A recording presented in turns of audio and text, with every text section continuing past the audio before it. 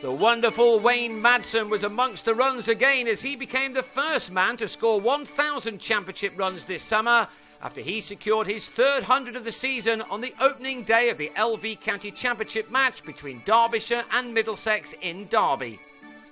With Toby Rowland-Jones and James Harris fit again, Neil Dexter decided to have a bowl first after winning the toss, and the game nearly started with an unusual run-out after Ben Slater lost his bat at the non-striker's end. Things didn't really work out as Middlesex had planned against a Derbyshire side which is beginning to show some real fight in their attempts to stay up in the First Division of the Championship. Slater and Chesney Hughes made a steady enough start with a stand of 37 on what was a sluggish surface. That may have been responsible for the mode of Hughes' dismissal as he got a leading edge off Gareth Berg to offer Rowland-Jones a simple catch at mid-off. Hughes was out for 16, and even though Slater survived until beyond lunch, he had his moments of fortune, especially against Harris, who beat the bat on several occasions. But the morning session did belong to the batting side in spite of such moments. Slater and Madsen, a man in outstanding form right now, saw out the session, which was probably more than they'd hoped for after being put in. This was the shot which took Madsen to his 1,000 runs, becoming the first man in the championship to do that, and for a team which has largely struggled in the top flight this year.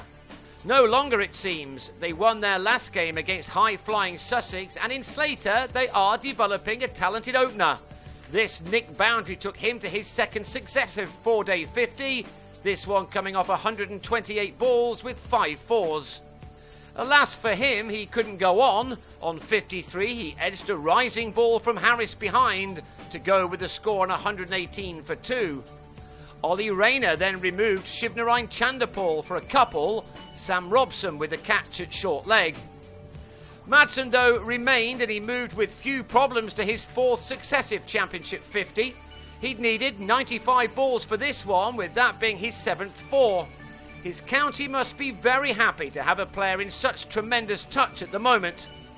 It was mostly a quiet afternoon, with these shots of aggression from Richard Johnson being the exception rather than the rule, but again Derbyshire would have been happy with their work as they went to tea only 3 wickets down and well placed.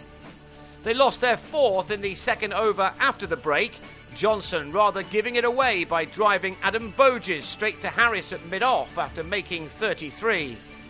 Madsen continued to battle hard for his runs as the Middlesex attack kept things very tight against him and Alex Hughes, who was on occasions given something to hit or edge as he made 33 of a 66-run stand for the 5th wicket with Madsen, who had by now moved into the 90s. The second new ball did for Hughes, who was trapped in front by Tim Murtagh as the batsman tried to play across his front pad. But Madsen was not to be disturbed and the brilliant batsman went to 3 figures half an hour before the close with a clip off a rare bad ball from Murtagh. It brought the Derbyshire captain his 10th 4 off his 204th delivery. Once again, he'd done an exceptional job for his county and had ensured that they'd stayed well in touch with their opponents here. Middlesex were boosted by the late wicket of Tom Poynton, who'd made only a single when he was bowled via the inside edge by Murtagh. But Peter Burgoyne and Madsen saw out the final half an hour in adding 24 more runs to take the home side to a score of 279 for 6 by the close. That means that neither side has the edge and there is all still to play for in this match. Although Derbyshire do still have Madsen at the crease after more than 5 hours of batting. He will go again on the second morning on 105, and Middlesex will need to be rid of him quickly.